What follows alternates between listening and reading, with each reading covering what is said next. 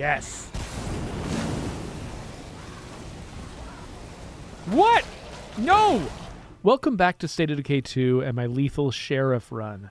My community is uncomfortably staring at me at the moment, which is making me nervous. I have switched to playing Dale for a very good reason, because Dale is a red Talon guy, and he's got a lot of really advanced skills. And I'm going to need these really advanced skills because my current objective is to go deal with this big, nasty purple heart. Now, this heart, it's not the black heart, which is good because that would be way harder. This is instead, it's a plague heart that's got, what is that curveball called? Out for Blood. It's got the Out for Blood curveball associated with it, which means all of its defenders, all of its regular old plague zombies are scarier and more powerful. So I'm going to be very cautious about this because this is a lethal zone, and I just wasn't feeling prepared for this today. We've only got a handful of plague hearts left to defeat. In fact, it's only these two, basically. It's this one down here in the southwest and this one. And I was planning on kind of dragging my feet with these guys for a little bit because, right now we are working on getting the true grit achievement, which means I kind of need to take my time. I've got several more days that these folks need to stick around at this high difficulty level. And so I was just kind of planning to not get in a lot of trouble and take things a little slow. But then this curveball showed up and decided it's time to wake up one of the plague hearts. And so that means that I'm going to have, siege hordes coming towards my base. They're going to be taking over my outposts. Everything's going to be crazy. So I need to go take care of this thing right now. So I crafted myself some more cure because I've been collecting enough medicine that I can actually afford to do that, which is nice. So I'll bring a couple of these, and I've got one more bottle of scent block. And so that seems like a good idea. Like if there's any use that this community is going to get out of that scent block, it's killing a more dangerous heart than usual. And I guess I'll bring my Willy Pete grenades, which are pretty deadly. I'll bring, I don't know. I'm going to over prepare for this. I'll bring a boombox. I don't need to bring 6 boomboxes, do I? Yes, I do. I'm going to bring 6 boomboxes with me. I mean, that might be enough stuff, right? Let's bring some regular old fire just to be super, super safe. And of course, I've got an SP5K custom with an advanced suppressor on it. So that's for taking out regular old zombies. This Stormbringer is for blasting into the heart itself. So between all of these things, and the fact, of course, I've got a tank hammer, which is really good at hurting a heart. So between all of these things, this should actually kind of be a piece of cake. Oh, one other thing I was going to grab, just to be safe, was some Zedrenaline. I'm going to be infecting myself so hard right now. But, though, actually, I'm wondering, there was something I could do to reduce my infectability. Yes. So I can trigger primary care.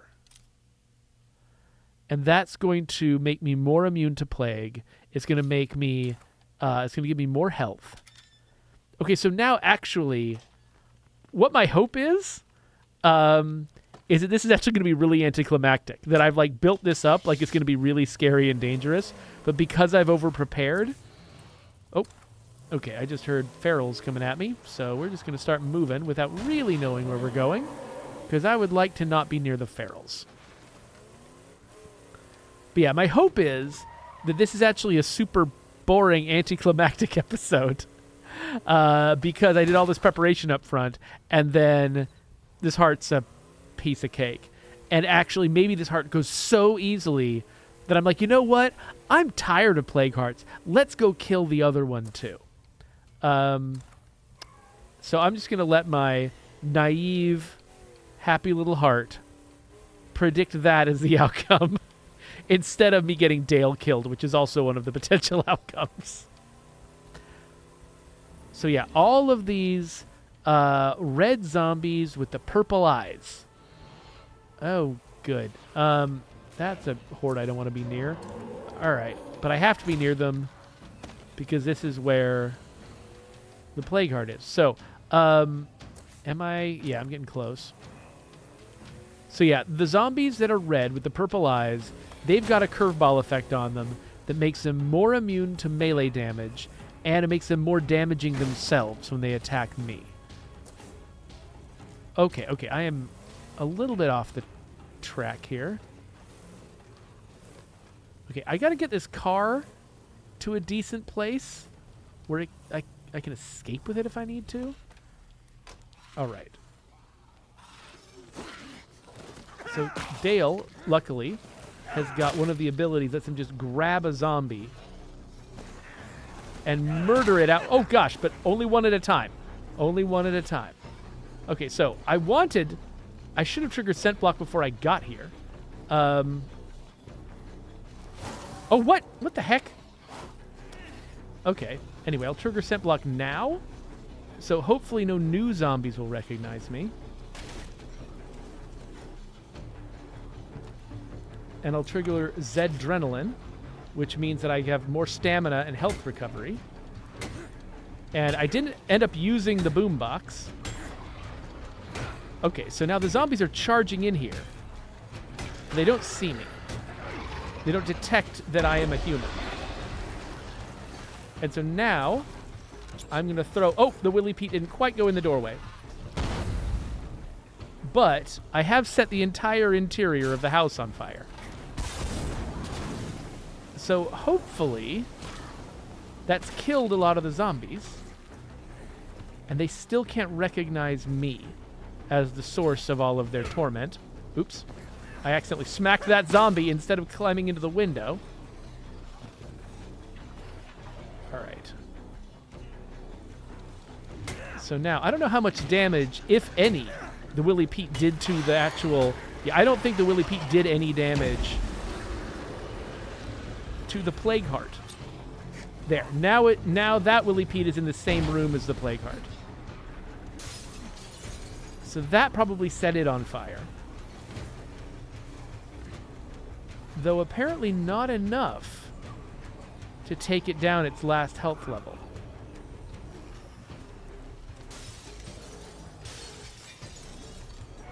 All right, we might need one more little smack here to take it out. We didn't get a feral, I've noticed. How much stuff can I walk away with since the zombies... Oh! Some zombies are recognizing me now. Okay, hold on. Not sure why they recognized me. Don't care. Setting them all on fire.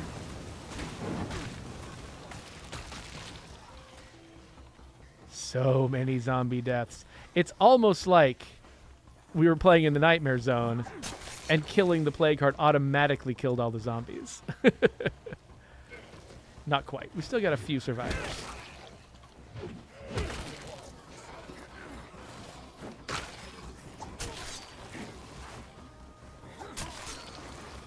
So yeah, because this character has got both Powerhouse and I think... So he's got the equivalent of multiple skills stacked on top of each other. So he's got Powerhouse, so he can drag zombies down to the ground and stomp their heads from the front. But I think he's also got, like, advanced either stealth or close combat that lets him do these instant kills from behind. He's just a super effective character, and I love him so much.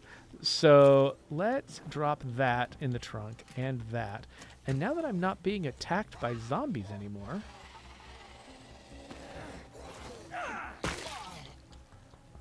maybe it's a good time to go back in there, pick up all the plague samples we left on the ground,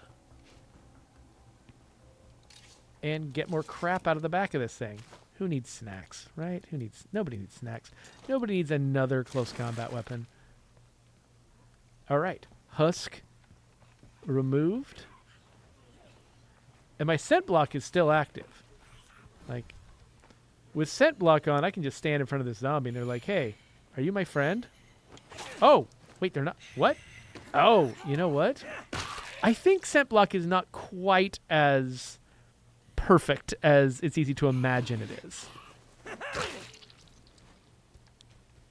Like, I think if you get right up in a zombie's face, they can recognize you. I think that you're just not very recognizable from super far away. Okay, I'm not going to fight that feral, but you know what? That did go smoothly enough. I think I am, actually, going to go down and find that other heart. Let's just take plague hearts off the table. And I'm still going to be delaying my my legacy mission until I'm sure I've got true grit with this community. But I actually wouldn't mind having less distraction from the plague hearts. Oh, and look, the blood heroes did have at least one more mission.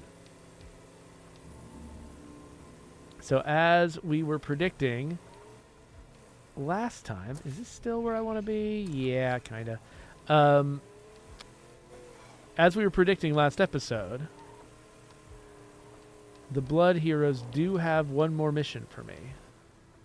So, okay, so my magical pills have all run out. My magical body cream and my magical pill have both run out. So now I'm stuck with normal zombie detection. But if there's no zombies over on this side, I might still be able to get the drop on them a little bit because I did bring boomboxing.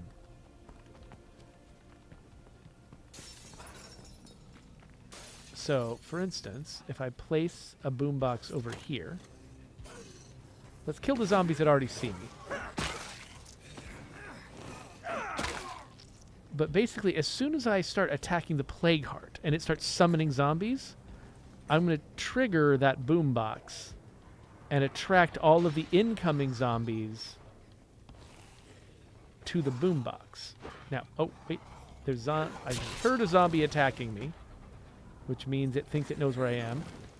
Oh, seriously. What? Okay, fine.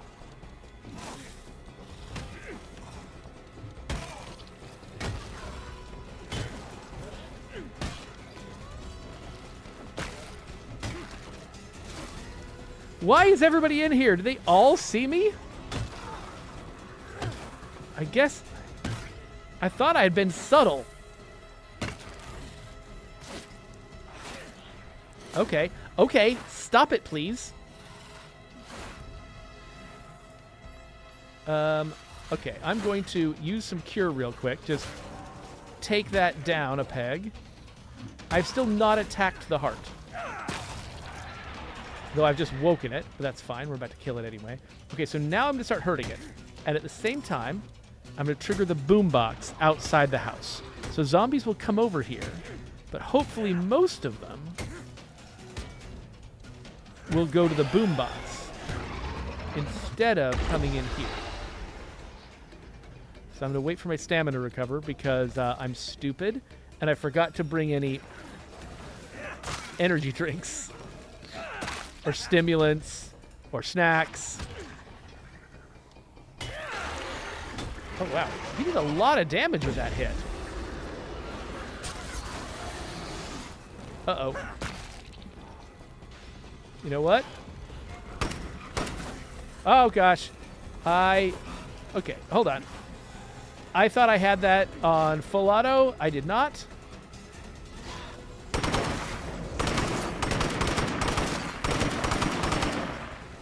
All right, well, zombies definitely know where I am now, but that's fine. We're almost done. We're almost done.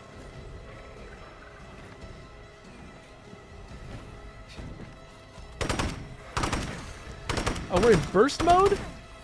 Dang it. Come here.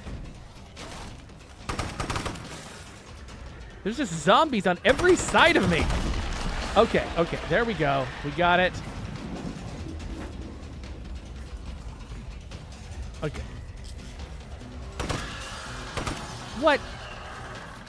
Oh, now I'm out of bullets. Okay, hold on. Okay, so what I should probably do is switch weapons.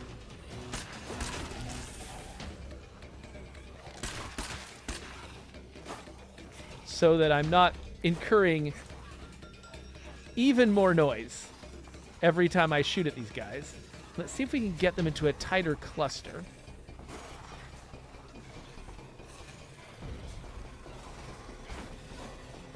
Yes. What? No! What was that crap? Oh, I think I just barely missed it. Oh, the cloud. Oh, that would have taken me down. Wow. And I was all out of stamina. So, like, I couldn't dodge away. I expected to be able to, like, roll away. Like, that would have gotten me completely clear. But I was too exhausted to do it. Whew. Well, I think that was almost everyone. Now, I don't think I've got room in my inventory to really gather the prizes. Yeah, we filled this up. So, let's see what we can do. Well, we can carry that. And we're already carrying a bunch of these. No one cares about that. I should bring some of this. In fact, I'm going to grab that. And actually, let's use another one of these cheap heals. Oh. I'm actually disappointed it filled me up. I wanted to use the second one. But we're done with the plague hearts. Look, our story goals, instead of saying whatever it says when you're trying to kill all the plague hearts, now it says establish a legacy. So we are ready to start doing our sheriff missions. And maybe I should... Oh, look. Oh, they had almost invaded me. Oh, I just barely managed to cut their legs out from under them before they started attacking me. That's good to know. Oh, I'm hearing zombies nearby. Time to get out of here. But yeah, let's go drop off our stuff at one of our nearby outposts. Actually, what kind of outpost is it? It was a medical one, right? Yeah, we got a medical one and electric transformers over here, right next to each other. Meanwhile, we got nothing on this side. So I'm thinking maybe I should go actually claim a medical outpost. I think originally I actually did have an outpost on this side, and for some like short-term emergency reason, I had to move it somewhere else so that I could, I don't know, recover from some bad event. I forgot what happened. It's been too long. But, okay, come on. I just want to get on the road. But yeah, I think having an outpost in each major town is a good idea. Just like, you know, if you're not sure where your adventures, if you don't have some methodical plan where you're going to be going through each of the towns like one at a time or something, if you might just go to random places for random reasons, then it's not a bad idea to preemptively have an outpost in each major region.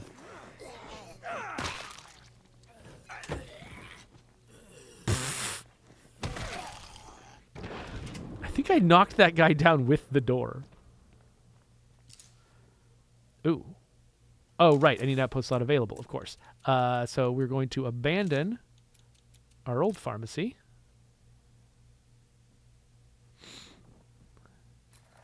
And replace it with a new one.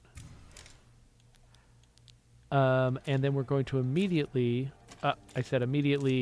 upgrade it so that we can drop off rucksacks here. But for now, let's drop off all the stuff we don't need. And then, actually, I think I dropped off at least one thing that I do like to keep around, which is fire. So let's keep at least one thing of fire. And then while that is upgrading, oh, I guess, yeah, this shotgun is kind of the only thing I wanted to move in here, so we'll do that. What was that? Heard some kind of zombie noise. Take that. By the way, I'm always impressed when a game can sort of like fudge making physics work. Like that guy, when I grabbed him, I was like kind of partway between this chair and this like counter. And you saw like we kind of slid into the right position to have room to do that animation. that somebody like that's not just like in the real world, things will just sort of slide around if you need them to. Like if you're jimmying something into the right position or whatever, you can sort of improvise to make stuff like that work. In a game, sometimes things just will not work, or they'll work in really horrible ways if physics doesn't go just right. When physics can just sort of like when a game's rules allow it to sort of just jimmy things around with physics and get them to fit, even if it doesn't look like they're like it would be easy. That's usually some really impressive preparation and programming. There's this game that I played the demo of. I didn't play all the way through the demo because I got to a certain point in the demo and it's like, I just want to buy this game when it comes out and play it for reals. So I stopped, but it was real good. It's called Bionic Bay. And it is a game, it's a side-scrolling puzzly game, side-scrolling like sort of puzzle platformer, where one of the abilities you have is to designate an object and then switch places with that object, teleport to switch places with that object. And sometimes you'll do things like designate an object that is much larger than you, go into a small space, and then switch with that object. And so you will teleport into the large space that the object is currently in, and the object will teleport into your small space. And so far in the demo, every time I've done that, the object has unerringly found sort of the one place it could go where it fits, or it has slid into an appropriate nearby position that makes sense. And I haven't had a problem where it's where two physics objects are overlapping with each other and vibrating until one of them explodes, which is usually there's lots of cases in State of Decay where that can happen. In fact, my son and I, when we were playing Goat Simulator 3, we ran into a case where both of us passed through a tunnel at the same time. And as a result, we both teleported to the same location and exploded outwards from each other. And my car went flying into the air, just basically outside of the map. And it was amazing, but that's what normally happens when you try to teleport something into a place where it doesn't quite fit. You have massive malfunctions of reality. And so when it doesn't do that, I'm always impressed. What is happening here? Is this the woman that I brought to these people? Is she dead? What's going on? Hey. Seneca, what's going on? I'm so glad to see you. We spotted one of them scouting our base and fired some shots. I'm pretty sure they're coming back with the rest to take us out. Don't worry, I'm here to stand with you. Hold on a second. Are you not going to explain why the person I brought you in the last mission is dead on your living room floor? We're not going to talk about the corpse in the room? Seneca! I brought her to you to save her life. You're a doctor. You're not going to at least give me the hard news? Seneca, I get a sense that you're deflecting. Okay, I understand you're distracted. I'll help you.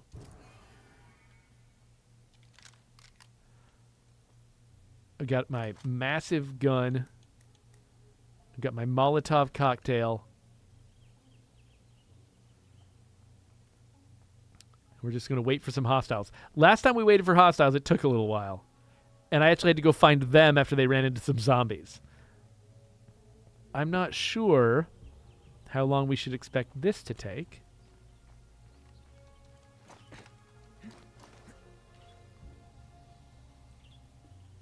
Where are these guys? So one thing they might have done... Oh, wait. They're here? Oh, I see them on the map now. Ah, okay. Whoa, wait. What the heck? This is the lethal zone. Why did they go down so fast? Is my Stormbringer that good? I mean, I've got an RTX Stormbringer with an advanced brake, and I used gunslinging to aim at their heads. But, I didn't think that worked in the lethal zone. I thought it would take way more effort than that. Well, I've added to your corpse collection, Seneca. Where'd you go? Psychopath.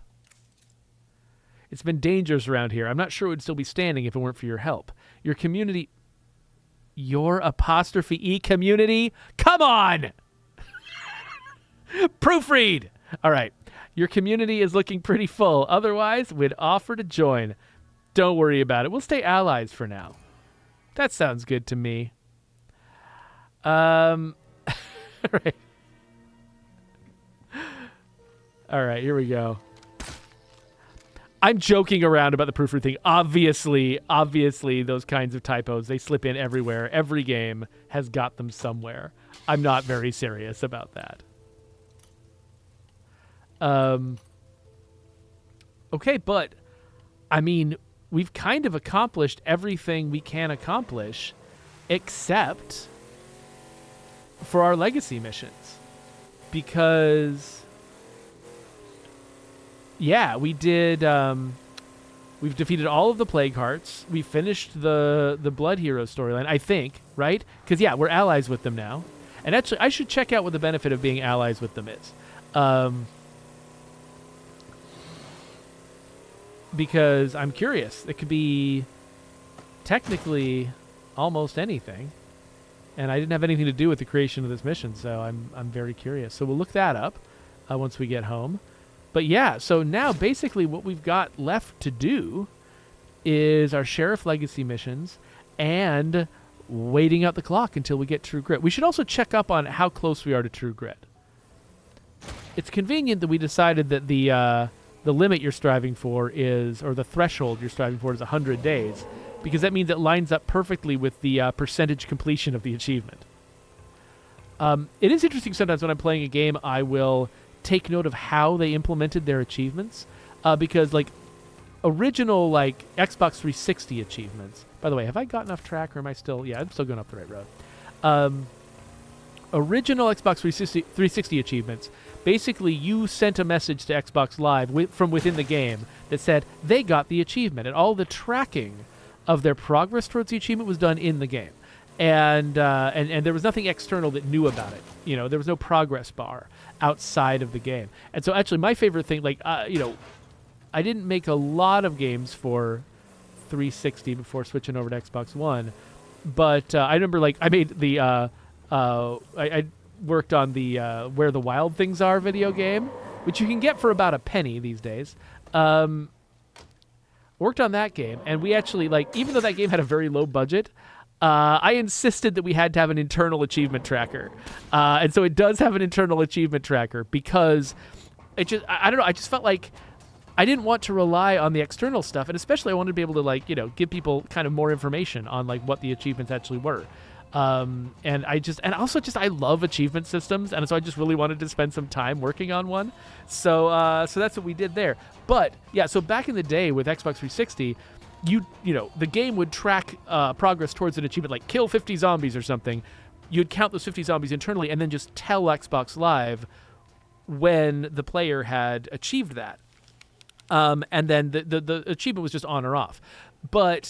And you can still do that. Like post Xbox One, they changed it so that you can still just send them a message that says, yeah, they did this achievement. And there's a lot of achievements for which that's the only thing that makes sense, right? It's like, do this one weird thing. And when the player does this one weird thing, they get the achievement for it. But you also have the option of sending like incremental information. So that you can say, you know, there's an achievement for kill 50 zombies. You don't send them the information that the players completed it. You send them each zombie kill, and then that achievement will tally them up, and it'll have a progress bar to show the player their progress. And so I really prefer to use that wherever possible. But sometimes you'll see a game where it'll be something like kill 50 zombies, and it'll show 0 of 1.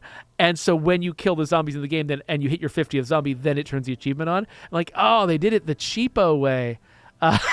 Or they did it the old, not cheapo. They still have to track it internally. They still have to do all the, that's the thing that actually confuses me. You still have to do all of the work. Like, whether you're sending the increments to Xbox Live or whether you're tracking it internally and then sending them the one success, you still have to do the same work. So, like, for me, I'm just like, why did you do it that way? Like, I want to know, I want to be able to look at my achievement list and see my progress.